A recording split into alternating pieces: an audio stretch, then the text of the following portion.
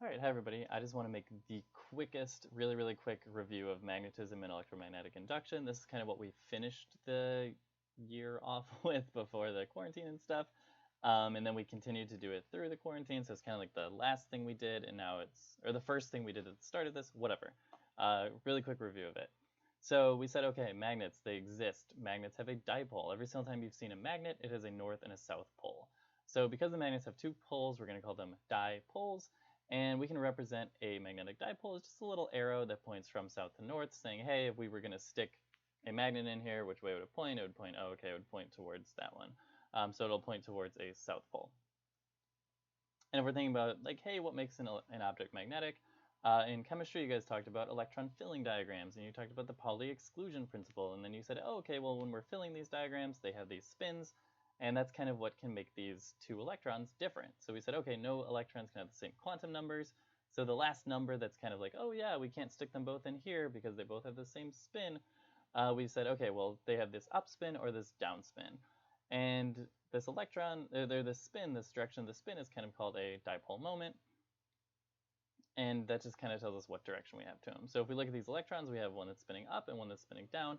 And these are causing different magnetic dipoles. And if we think about these electron spins, or these spins of electrons, and one spin causing a one direction magnetic field, one spin causing a different direction magnetic field. So we kind of think about these electrons and the way that they're pointing and the way that these dipole moments are pointing is going to make up the magnetic properties of this material. So if we have all of our magnetic dipoles, if we think about an electron spinning as a little mini magnet, if they're all pointing in the same direction, that'll make a strong magnet. If they're pointing all in the same direction the other way, it'll make a strong magnet in the other way. And if we have a bunch of them in all this random direction, it won't really give us a nice cohesive magnetic field. So we're going to look at these unpaired electrons and think, okay, if they're not being canceled out by one in the same like quantum numbers, what's going to happen? What's going to happen with these directions? So we'll look at different magnetic properties. One of them is going to be, or different objects that have magnetic properties. One of them is ferromagnetic objects. So ferromagnetic objects are kind of what we think of when we think of traditional magnets. So ferromagnetic objects are materials that can be permanently magnetized by an external field that can cause an alignment of magnetic domains or atomic magnetic dipoles. And this is when we get strong magnets. So pretty much all this is saying, hey, these electrons, they have this certain spin to them. They have this dipole moment. What it says here, when we have ferromagnetic objects, we can bring an external magnetic field near these little dipoles, and it will line up, and it will stay lined up, and will make strong magnets. So here I did this. I had this ferromagnetic material. I moved the bar magnet in here. We have these little magnetic dipoles. They have a direction to it. So they have this direction, and they stay in that direction. So I just kind of made this magnet. I made this magnetic material magnetic, or this ferromagnetic material. Now it's a magnet. We can use it as a magnet. And then we also have paramagnetic objects, which is kind of a weird situation. This is going to be kind of like a weak ferromagnet that doesn't stay. So paramagnetic objects is going to be paramagnetic materials interact weakly with an external magnetic field. So they'll line up for the moment when we have the magnet there. And then when we move the magnet away, they'll kind of go back to what they were doing. So they lose their magnetic property. It's like a ferromagnetic object, and it will attract magnetic objects. It'll attract that south pole. And then diamagnetic objects are going to be kind of the opposite. There will be another weak alignment. They'll kind of weakly align, except for they're going to do it in the opposite direction. They're going to be oppositely aligning. This will be another kind of, it'll make a weak magnetic field. It'll again fall apart when you bring the object away. And this will cause objects to repel. And this is mainly when we have like non-magnetic objects, or what we think of when we think about objects that aren't magnetic. So it'll be really weak or pretty much like not there. And then creating a magnetic field, we said, okay, it's going to go from the north pole to south pole. This kind of like if we just have a bar magnet, the field will kind of loop around. It's not like an electric field where it goes all the way. It's looking for like kind of that the negative charge we can think about. In this case, it says, hey, I know that magnets are going to go from north to south pole. Oh, great. I know that I have a south pole on my other end. So we're going to have this kind of like looping magnetic dipole field. And then with magnetic dipoles, we don't have magnetic monopoles. In order to have a magnet, you have to have a north and a south pole.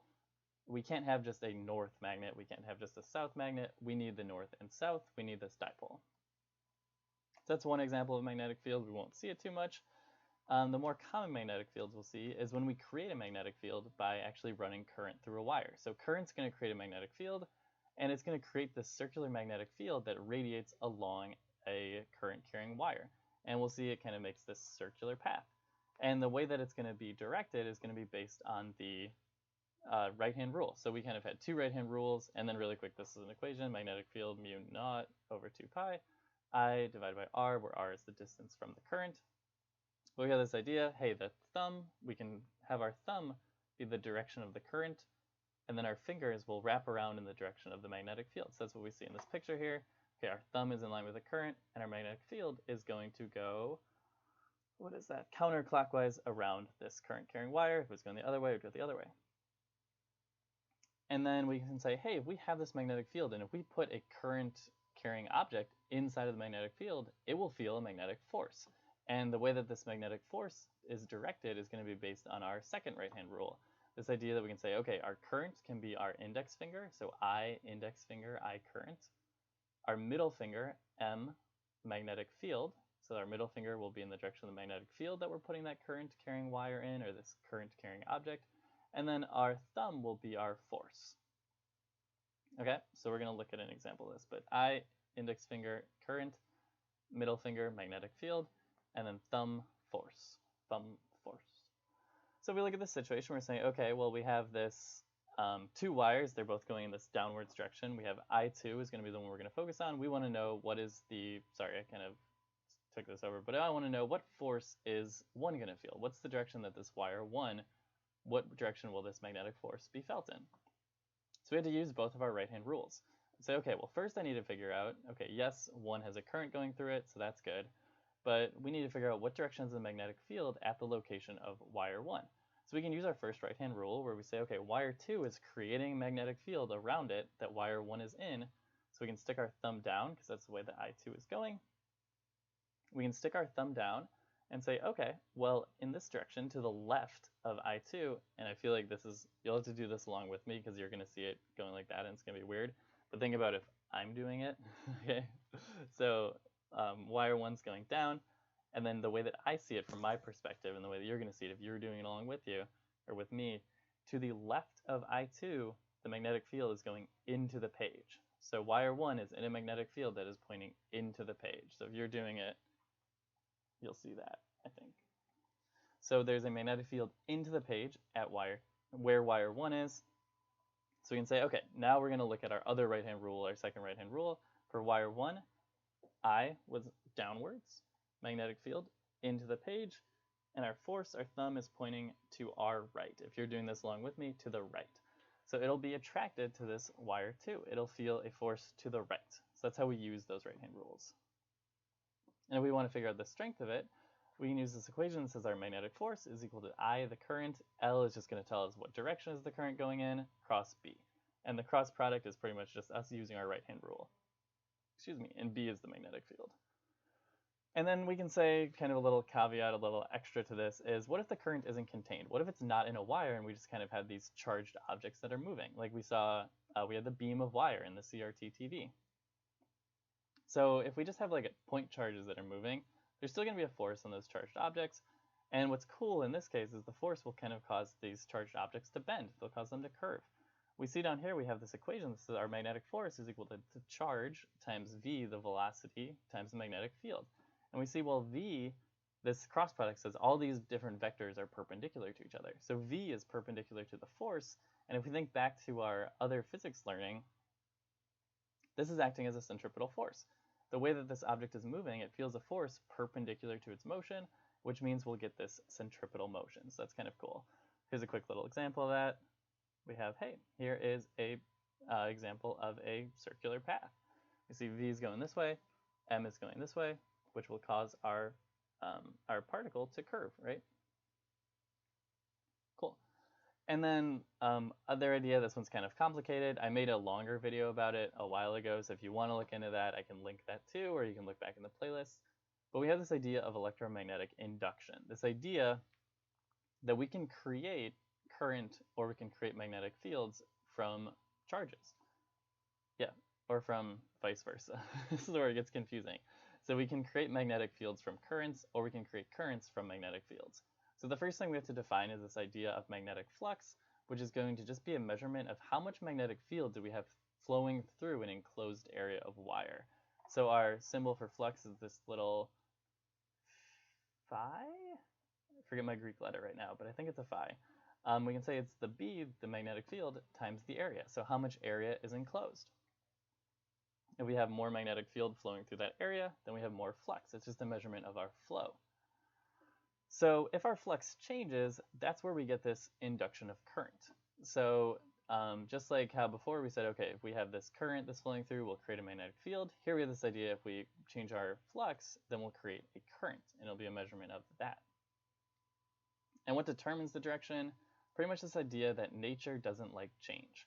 So it'll do what it needs to do to kind of get back to what we were doing. If we had, that was the most non-sentence ever, I'm sorry. But so if we have this situation where we have this loop of wire that has magnetic field flowing through it, and then we take it out of the magnetic field, it's going to say, hey, I liked having that magnetic field flowing through me. I liked having that. I will induce a current, so I have this magnetic field happening how it was. I liked how it was before. I don't want to change. It's going to go back. So it's going to do what it needs to do to make that change happen. So yeah, sure, that's all well and good. The best way to think about this is just through examples. So let's think about the situation where we have this loop of wire that is traveling through this magnetic field. In this case, the magnetic field is pointing into the page. Again, if you're looking at the directions that I'm doing stuff, it may be a little bit weird, so kind of try to follow along with me. So right now we have this loop of wire. There's no magnetic field in it, and it likes that. Soon, because it's traveling to the right, it will have a magnetic field in it. So during this first part, it will gain this magnetic field that is going into the page, and it'll say, I don't like that. I wish I was in this situation where I had a magnetic field that was nothing, where I had no magnetic field, just like before. It will try to go back to what it was like before. So in this case, in order to do that, now we have a magnetic field into the page. If we want to go back to how we were before, we'll have to have a magnetic field out of the page to cancel out what's happening into the page. So if we use our right-hand rule, we're saying, okay, we want a magnetic field that is pointing towards us, out of the page.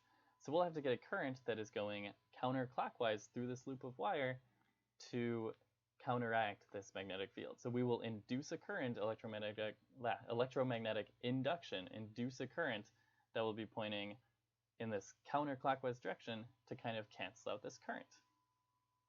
When we're in the middle here, we'll say, okay, we've kind of gotten used to it. We're going to be going through it at constant velocity. So we're like, okay, well, we've gotten used to this. We have this magnetic field in us. If we're not changing the magnetic field in this loop of wire, we're not going to induce any current. So here we won't have any induced current. Same here.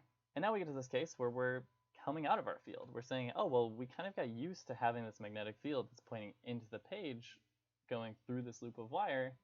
So now what? Now we want to get back to that situation. So we need to induce some magnetic field that is into the page now. So we have our wire, we'll use our right-hand rule. Now we want to kind of fill that back up. So we need a magnetic field that is into the page, which will induce a current that is going clockwise. So we'll induce this current to get back to how we were. So that's kind of the most basic explanation of this. Again, I made a longer video about it, which is a little bit more in depth. But yeah, that's kind of a basic, really quick, brief little like, hey, here's what's going on before the AP test if you want to brush up on your magnetism.